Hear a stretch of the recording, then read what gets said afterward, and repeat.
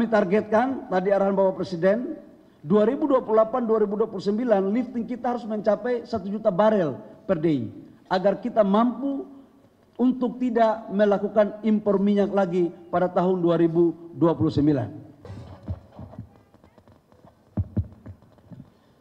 Bismillahirrahmanirrahim.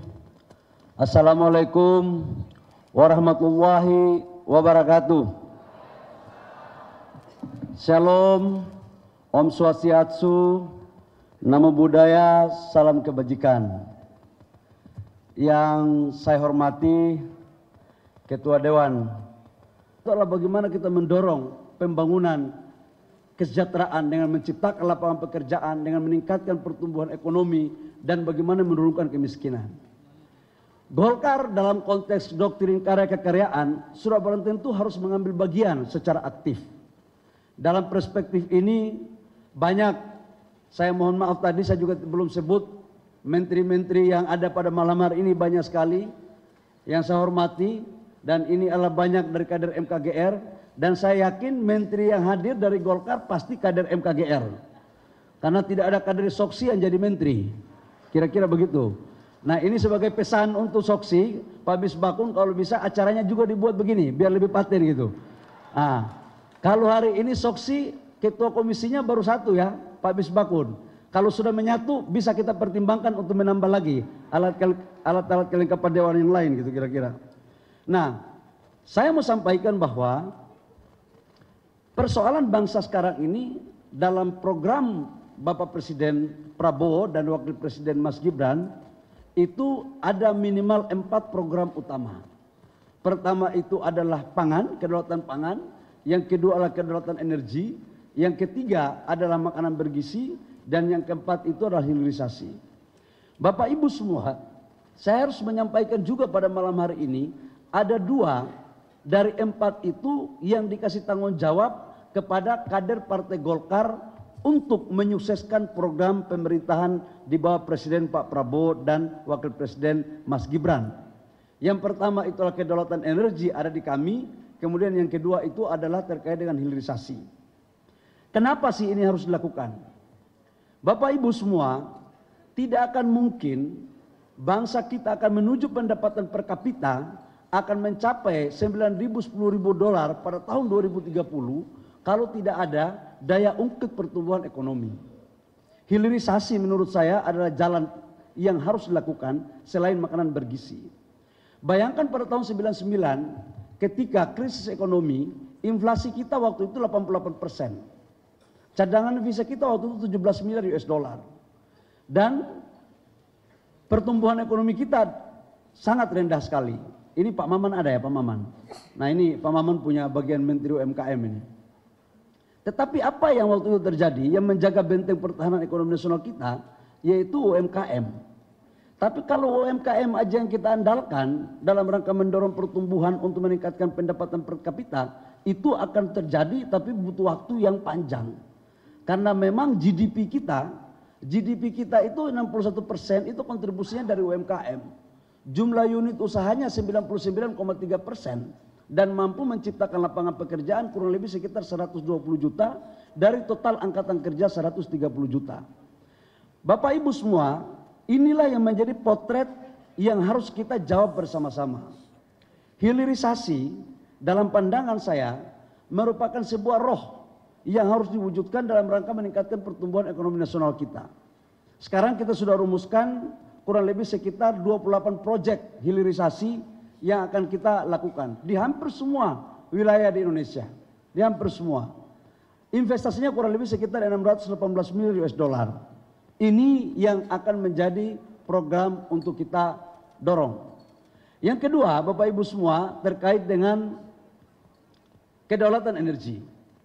Saya tadi baru habis rapat dengan Bapak Presiden Prabowo di Hambalang. Ini hari Minggu pun Ketua Umum partainya Pak BBG ini luar biasa sekali, Presiden kita semua. Hari Minggu kita diajak rapat untuk bicara tentang lifting. Nah, ini memang lifting kita sekarang itu menurun. 2 bulan terakhir itu 600.000. Sekarang turun lagi ke 590.000 barel per day. Konsumsi kita sekarang kurang lebih sekitar 1.600.000 barel per day. Jadi kita impor itu kurang lebih sekitar 1 juta barel per day. Dengan kita mengalokasikan uang kurang lebih sekitar 500 triliun rupiah devisa kita hilang per tahun untuk membeli minyak. Ini juga salah satu kenapa nilai tukar rupiah kita itu menurun terhadap dolar. Saya pikir beberapa hal ini yang perlu saya sampaikan karena tadi Pak Adis sudah banyak menyampaikan tentang banyak program MKGR, dan saya harap organisasi-organisasi sayap yang lain baik yang didirikan maupun mendirikan melakukan konsolidasi, karena Golkar di tahun 2025 adalah tahun konsolidasi. Harapan kita adalah konsolidasi struktural,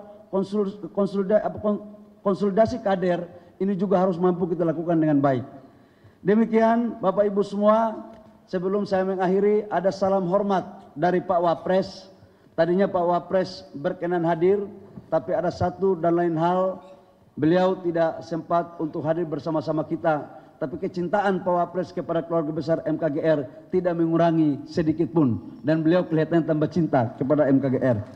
Demikian kurang lebihnya mohon maaf. Wabillahi taufiq wal hidayah. Wassalamualaikum warahmatullahi wabarakatuh. Shalom.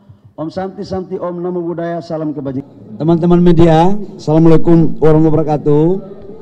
Hari ini yang saya hormati Pak Ketua Umum MKGR, Pak Adis, saya dampingi oleh Pak Sekjen dan Ketua Panitia, kemudian ada Pak Gubernur Lemhanas, kemudian ada Bendahara MKGR. Alhamdulillah kami manjatkan puji syukur Allah Subhanahu Wa Taala karena hari ini kami merayakan puncak daripada HUT MKGR yang ke-65. Kita tahu bahwa MKGR dalam kontribusinya cukup luar biasa sekali dalam pembangunan bangsa. Ini adalah satu organisasi yang ikut mendirikan Partai Golkar.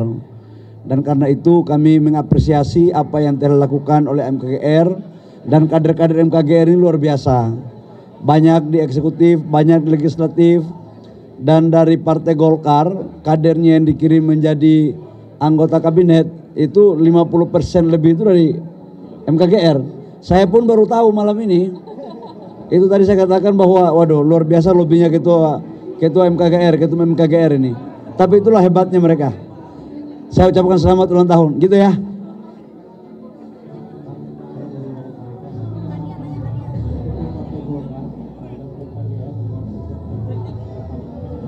Apa itu? Harapan. Oh ya. Di tahun 2025 ini kan tahun konsolidasi. Konsolidasi struktural maupun konsolidasi kader. Sudah barang tentu di tahun 2025 ini termasuk organisasi-organisasi astakarya, baik yang mendirikan dan didirikan. MKGR salah satu organisasi yang ikut mendirikan Partai Golkar yang menurut saya konsolidasinya rapi. Baik konsolidasi struktural, tadi kita lihat 34 provinsi semua ada, dan kita lihat kader-kadernya juga kualitasnya luar biasa sekali. Nah harapan saya adalah apa yang dilakukan oleh MKGR ini juga bisa diikuti oleh organisasi-organisasi astakarya yang ada di Partai Golkar juga melakukan hal yang sama. Karena ini bagian daripada konsolidasi secara menyeluruh. Gitu ya. Baik.